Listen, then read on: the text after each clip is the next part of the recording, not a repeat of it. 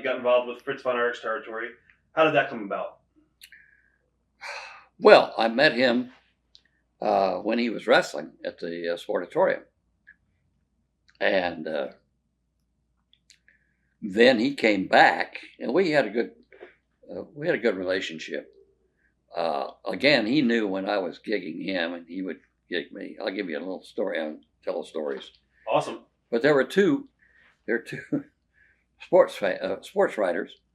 One of them is gone now, Bob Galt. The other is Frank Boggs, who is a dear friend of mine. I learned a lot from him in journalism.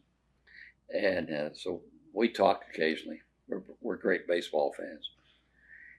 So they were kidding me about Fritz and all that, and that was the studio wrestling time. So I said, why don't you guys just come over and watch it one day?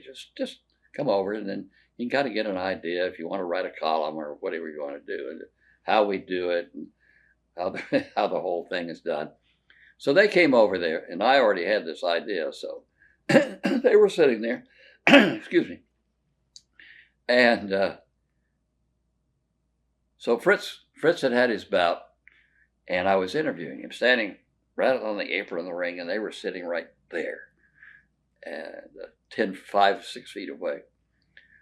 And so I was gigging him a little bit about stuff, and I said, by the way, you've got a few years on you now. Whoa, I'm not so old. I said, a couple of sports writers that I know, Bob Galt and Frank Boggs, they thought you were over the hill. I was talking to them about that. Their eyes, whoa.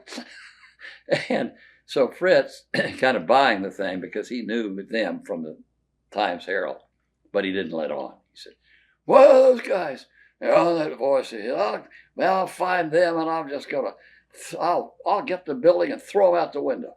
And I said, well, I don't think you have to do that. That was just a point that you are getting a little older, and you've got a family now and all.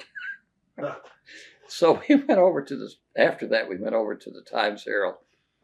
He and I went upstairs, and we come out on the sports floor, and he starts yelling, and of course he can be heard all over town.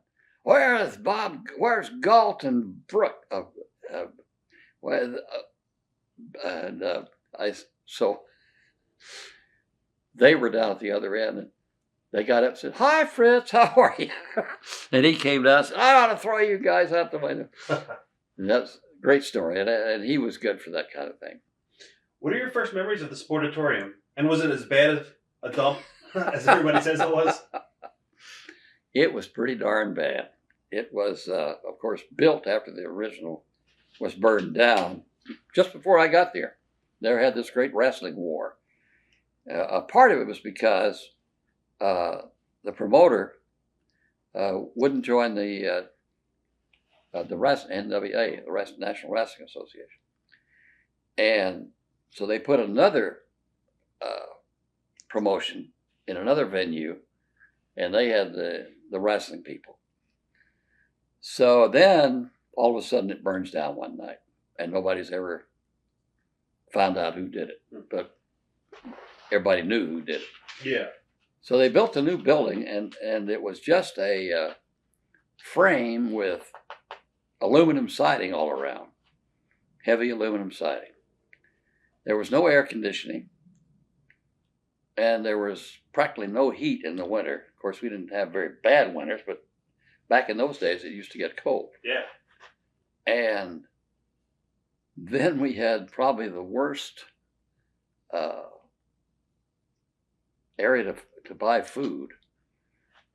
It was all, slop. I mean, it was just bad concession stands. Oh, God, yeah. A lot of cholesterol. And the restrooms were absolutely terrible. And I don't know if they ever cleaned it. I guess they swept it out. But the design was good. The design was an octagonal. Right. So everything pointed to the ring, and every seat was a good seat. There were some way up in seats, but the design, Willie Nelson would come there every year because he started his career there, and we'd have concerts there. We had a Saturday night, Big D Saturday night, and Big D Jamboree, And they had a show there every Saturday, what they had that Friday night or something? No, anyway, it was one of the nights in the weekend, every week, and they had all the Western singers and all the newcomers came in. So it was a well used arena, but at the time in the 50s, nobody noticed it so badly because there wasn't much air conditioning anyway at the time. Right. And the heat, everybody wore their coats and all that. So, but later on, it became worse and worse. And when we started World Class, the camera crew would all go back to the station. They wouldn't go to the bathroom there, and they would not eat anything from there. Was that bad? So they had to be catered. And it was really a dump. What was the wrestling fans like back in that time period? Well, the early days in the 50s, as I said, it was still suits and ties and dresses. And then it became a lot less, television came in, so that hurt going to the bouts live. And the wrestling fans became this stereotype that everybody was following for in 60s, 70s, 80s. Yeah. And they were interesting people. They Still were are today. wholeheartedly wrestling fans, but they were tough. The little lady down at the side of the ring who would get up and swat them with a cane or something. I think she used to attack Chris Adams back in the day. Yeah. And but they were different. They evolved into this strata of people with different economic level, and they were dedicated. Boy, I mean, they were something else. Was Fritz Von Erich promoting around this period of time, or was it Yeah. a different? Okay, it was Fritz. It was after the promoter died, and he was working with him. Okay. Who was the promoter before Fritz? You got me. Why did you do that? This is age. I know him. I can see him. Maybe I'll think of his name. That's okay. But he was a great man, a good guy, and he had brought it all along for a long time. He was the one that didn't want to join the National Wrestling Alliance. And why can't I remember his name? Anyway, Fritz worked with him, and then when he died, he took over. He and the daughter became partners, but that didn't work out, and so she got out, or he bought her out, or whatever. And then he was a promoter from, let's see, in the 60s, I guess, and on.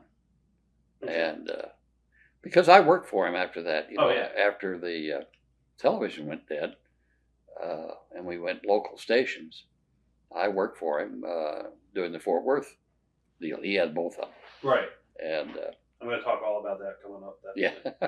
And of course all the places around Texas, the whole scene that he owned the whole territory. The territory. Yeah. Yeah, you got the terms bound. Oh, of course. Watch thousands of exclusive shoot interviews right now on TitleMatchNetwork.com.